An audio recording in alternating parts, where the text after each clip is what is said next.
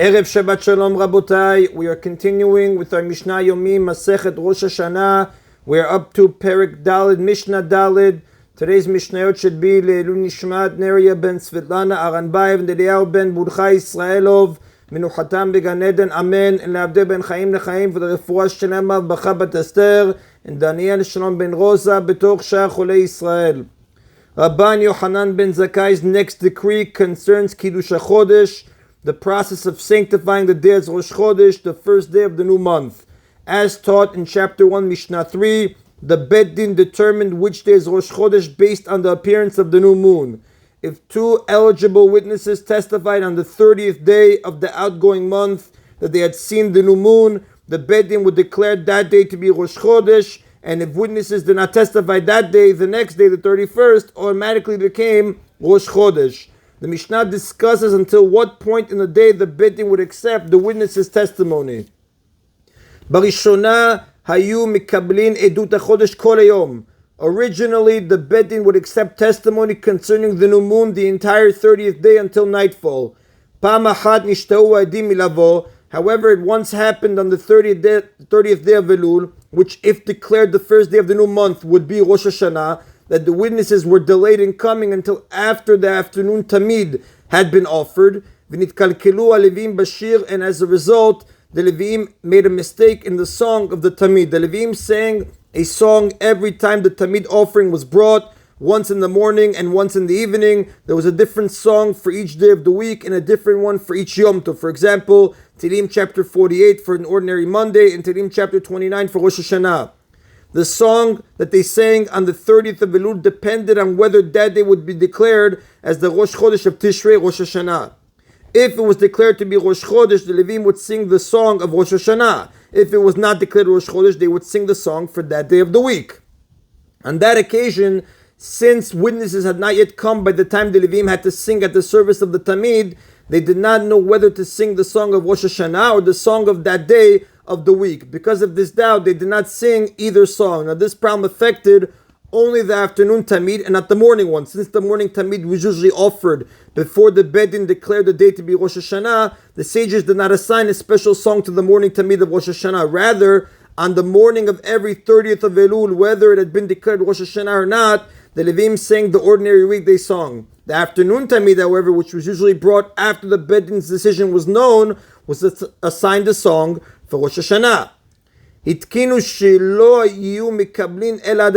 To prevent this from happening again, the sages of that time decreed that the Bet Din should accept witnesses only until the time of Mincha, meaning the time when the afternoon Tamid offering is brought. Therefore, if witnesses had not yet been accepted by that time on the 30th of Elul, that day could not become Rosh Hashanah, and the Levim would know that they had to sing the ordinary weekday song.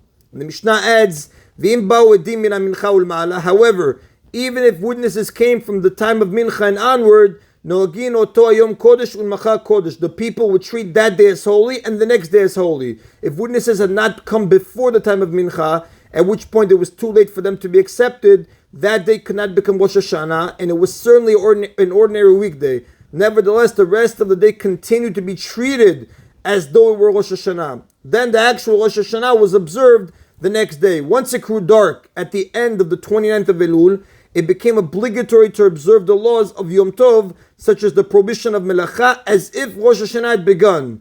Since it was possible for witnesses to come before the Mincha deadline the next day, in which case the Bet Din would declare the entire day, including the previous night, to be Rosh Hashanah, the laws of Yom Tov had to be observed as soon as night began.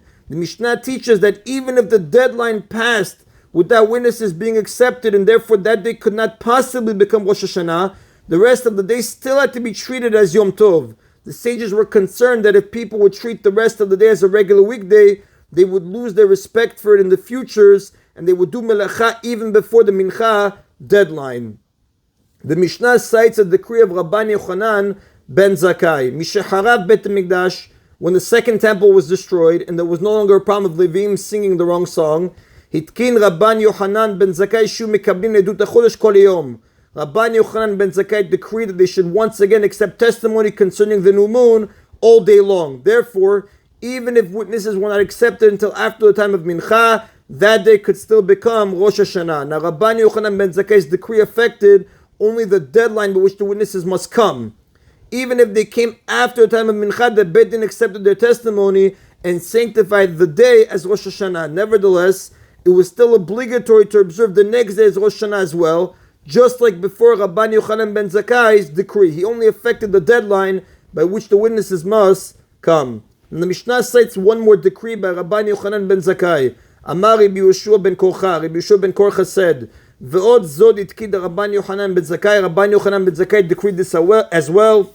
Sha'afilu rosh bet din b'chol makom. Even if the head of the bet din is in any place, he is not together with his bet din. Shelo yu ha'edim olchin el makom ha'va'ad. The witnesses are required only to go to the place of assembly where the Beit Din sits, and they do not have to go to the head of the Beit Din. Although it was the head of the Beit Din who declared the din to be Rosh Chodesh, like we saw in chapter 2, Mishnah 7, the witnesses do not have to go to him if he is not in his usual place. The other members of the Beit Din will, if necessary, declare Rosh Chodesh in his absence. And that is the end of Mishnah Dalid. Mishnah Hey now returns to the laws of blowing the shofar. The shofar is blown before the prayer of Musaf and at 3 different points during the prayer. The shofar is sounded during the repetition of Musaf by the prayer leader. Now, the custom of some communities is to blow it during the silent prayer of the congregation as well. It's brought down in Shulchan Aruch Orach Chaim, chapter 5 and Journal 82, Halacha 1, with the Magen Avram's commentary. Now, to understand the Mishnah, a basic knowledge of the Musaf prayer is required. On other festivals, this prayer contains just 7 blessings. Number 1, Magen Avram, fathers. Number 2, Mechayem Mitim, powers. Number 3, Hakel HaKadosh, holiness of the name. Number 4, Mekadesh Yisrael Vazmanim, holiness of the day. Number 5, Ritzeh, service. Number 6, Modim, thanksgiving. And number 7, Sim Shalom, blessing of peace, which is also called blessing by the Kohanim. On Rosh Hashanah, we add 3 passages. Number 1, Malchiot, kingship, which attests to the kingship of God over this world and the world to come. Number 2, zichronot, remembrances, which describes God's trait of remembering people and their deeds. And number 3, shofarot, shofars, which speak of the shofar heard at Mount Sinai and the shofar that will announce the coming of the Mashiach. The remembrance passage and the shofar passage are blessings in their own right. Therefore, together with the 7 blessings of regular Musaf, the Rosh Hashanah Musaf has a total of 9 blessings. The kingship passage, by contrast, is included in one of the regular blessings, as the Mishnah discusses. So Mishnah begins, Seder HaBrachot. This is the order of the blessings of the Musaf prayer in Rosh Hashanah. Omer Avot, he says the blessings of the fathers. Now this refers to the prayer leader, because the Mishnah will speak of blowing the shofar, which is done during the leader's repetition of the prayer. The blessings, however, are also said by the entire congregation in the silent prayer. So again, Omer Avot, he says the blessing of fathers, Ukvorot, the blessing of powers, Ukdushat Hashem, and the blessing of holiness of the name. The Cholel Malchiot Imaen, it combines the kingship passage with them, with the blessing of the holiness of the name. Now this opinion holds that the passage of kingship is included in the 3rd blessing, holiness of the name, because these 2 themes are closely related. Now the Mishnah refers to the blessing of the holiness of the name in the plural, because it contains the 3 prayer phrases of Kadosh, Kadosh, Kadosh. Veno tokea, but he does not blow the shofar after the kingship passage. 3 sets of shofar blasts are required. We'll see in Mishnah 9. A different set is sounded after each of the 3 consecutive blessings. It is accepted that the shofar is blown after the 5th blessing and after the 6th blessing. Therefore, it cannot be blown after the 3rd blessing, because then there would be a gap of 1 blessing, which would be the 4th, when the shofar is not sounded. Therefore, the shofar blowing is shifted from after the kingship blessing, the 3rd blessing, until after the 4th blessing. So then you have 3 consecutive blessings. Kiddushat Hayom v'tokea, he then says the blessing of holiness of the day and blows the shofar. Zichronot v'tokea, the remembrance passage as a separate blessing and blows the shofar. Zichronot v'tokea, shofarot v'tokea, and the shofar's passage as a separate blessing and blows the shofar. Ve'omer avodat ve'odah u'berkat kohanim. He then says the final 3 blessings of temple service, thanksgiving, and blessing by the kohanim, which is Sim Shalom.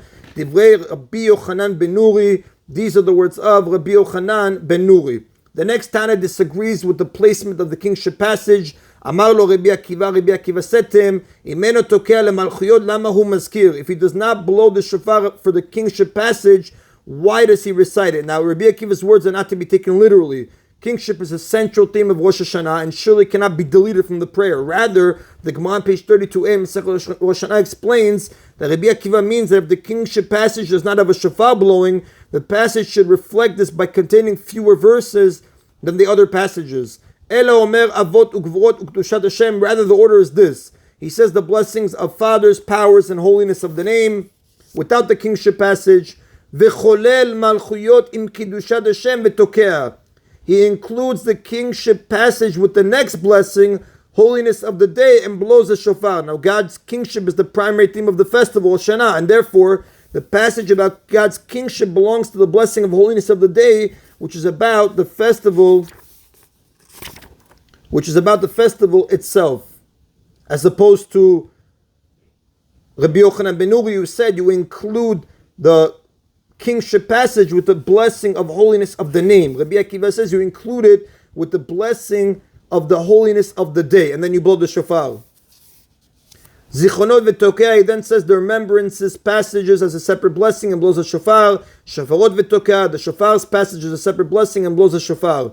V'omer avodat v'odah u'bekat kohanim. He then says the final three blessings of temple service, thanksgiving, and blessing by the kohanim. Now Rabbi Akiva includes the kingship passage in the fourth blessing, holiness of the day, while Rabbi Yochanan ben Uri includes it in the third blessing, holiness of the name. Both agree, however, that the shofar is sounded after the fourth blessing. And the Rav does tell us, V'alacha ki Rabbi Akiva, the halacha follows the opinion of Rabbi Akiva. And that is in Rabotai today's Mishna Yomi. Everybody should have a Erev Shabbat Shalom. Baruch Adonai Le'olam. Amen v'amen.